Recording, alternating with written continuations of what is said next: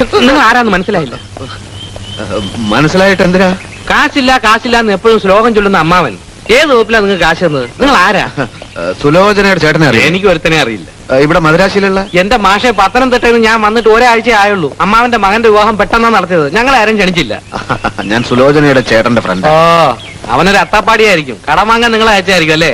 അതൊന്നുമല്ല മിസ്റ്റർ. പിന്നെ നിങ്ങൾ പുറത്തു പറയില്ലെങ്കിൽ ഞാനൊരു സത്യം പറയാം. ഇല്ല, പറയില്ല.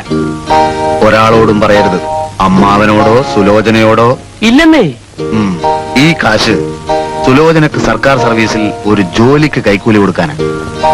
നിങ്ങൾക്കാണോ കൈക്കൂലി? തിരുനെൽവേലി മുത്തുകൃഷ്ണൻ മിനിസ്റ്റർ എന്റെ ക്ലാസ്മേറ്റാ. അയാൾ മുഖേനയാ ജോലി ശരിപ്പെടുത്തുന്നത്. മിനിസ്റ്ററോ?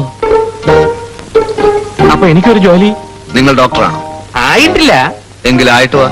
വേറെ വല്ല നല്ല ജോലിയും? ജോലിയൊക്കെ ഉണ്ട്, പക്ഷെ നിങ്ങൾ ഗൾഫിൽ പോകുന്നില്ലേ? അതിന് 50,000 രൂപ വേണമെന്ന് എവിടുന്ന് കിട്ടാനാ? അല്ല, സാറിന്റെ പേരെന്തോന്നാ പറഞ്ഞേ? വിശ്വനാഥ്. വിശ്വാസ് സാറേ, എന്നെ ഒന്ന് രക്ഷിക്കണം. കൈക്കൂലിയൊക്കെ നമുക്ക് കൊടുക്കാം. എത്ര രൂപ ശമ്പളം വേണം? ശമ്പളം എത്ര കൂടുതലായാലും കുഴപ്പമില്ല. നിങ്ങളും അമ്മാവനുമായുള്ള സംസാരമൊക്കെ ഞാൻ കേട്ടു. എനിക്ക് നിങ്ങളോട് സഹതാപമുണ്ട്. നിങ്ങളെ സഹായിക്കണം എന്ന ആഗ്രഹമുണ്ട്. പക്ഷേ ആ ജോലി നിങ്ങൾക്ക് തന്നാൽ നിങ്ങളുടെ അമ്മാവൻ എന്നോട് പിണങ്ങും. നിങ്ങളുടെ അമ്മാവന്റെ ഒരു കൂട്ടുകാരന്റെ മകന് പറഞ്ഞു വെച്ചിരിക്കുന്ന ജോലിയാണേ. അതങ്ങനെ മനസ്സിലിരിക്കട്ടെ.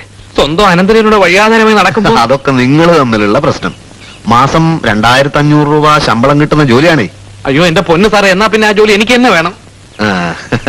മുണീക്ക ഷൂസ് എന്ന് കേട്ടിട്ടുണ്ടോ? കേട്ടിട്ടുണ്ട്. വലിയ കമ്പനിയല്ലേ? അവിടെ അസിസ്റ്റന്റ് മാനേജർ പോസ്റ്റാണ്. പക്ഷേ അവിടുത്തെ MD-ക്ക് 10,000 രൂപ കൊടുക്കണം. ആ 10,000 അമ്മാവന്റെ കയ്യിൽ നിന്ന് ഞാൻ വാങ്ങിച്ചു തരാം. പക്ഷേ നിങ്ങളുടെ അമ്മാവൻ ഇതറിഞ്ഞാൽ? ജീവൻ പോയാലും മറ്റൊരു മനുഷ്യ ജീവിതം അറിയില്ല സാറേ.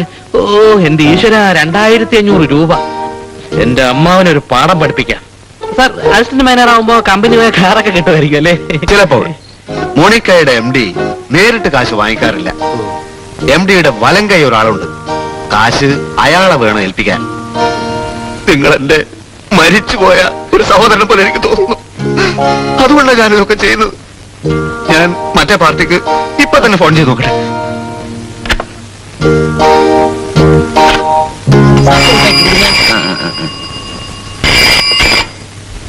ஹலோ, அந்த பவுடர் டின் எடுங்க.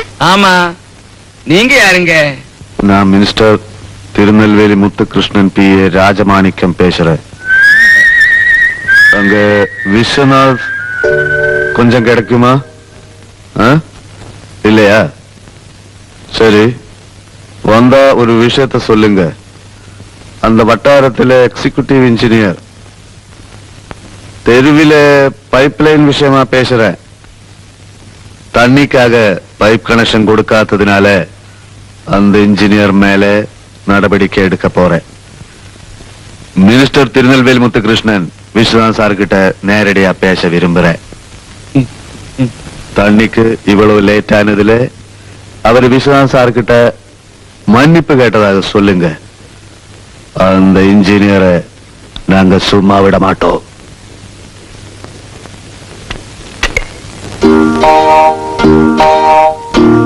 സംസാരം കേട്ടോ?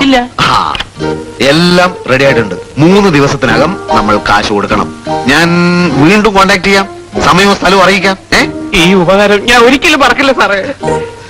ഒരിക്കലും മറക്കാൻ കഴിയാത്ത വിധം ഞാനിത് ശരിയാക്കി തരാം. ഓക്കെ?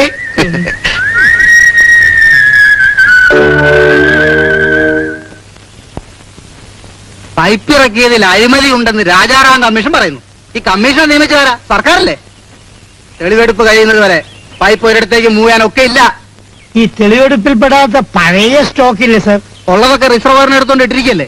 പാവപ്പെട്ട ഉദ്യോഗസ്ഥന്മാരെ അങ്ങോട്ടും ഇങ്ങോട്ടും ഇട്ട് തട്ടിക്കളിക്കാം മൂരാച്ചികള്.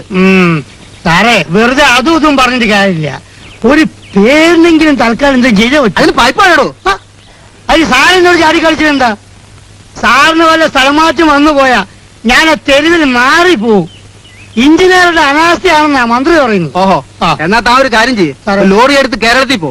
അവിടുത്തെ പഴയൊരു മന്ത്രി ധാരാളം പൈപ്പ് കൊണ്ടുവന്ന് റോഡിൽ കൂട്ടിയിട്ടിട്ടുണ്ട്. ഞാൻ കണ്ടിട്ടുണ്ട്. അതവിടെ ജനങ്ങൾക്ക് മാർഗതടസ്സം ഉണ്ടാക്കുന്നുണ്ട്. താൻ അതിൽ നിന്ന് കുറച്ചും കൂടെ എടുത്തോണ്ട് വാ. അയ്യയ്യേ, സാറേ ഇത് തമാശക്കളിയല്ല. നമ്മൾ ആപ്പീസിന്റെ പിറകില് ഡ്രെയിനേജിന്റെ പൈപ്പ് ഉണ്ടല്ലോ, അതെങ്കിലും തൽക്കാലം കുറെ അവിടെ കൊണ്ടുപോയി തട്ടി കൊടുക്കുക. നമ്മൾ എന്തെങ്കിലും ഒന്ന് ചെയ്തെന്ന് വരുത്തി കൂട്ടിയാൽ മതി. ആ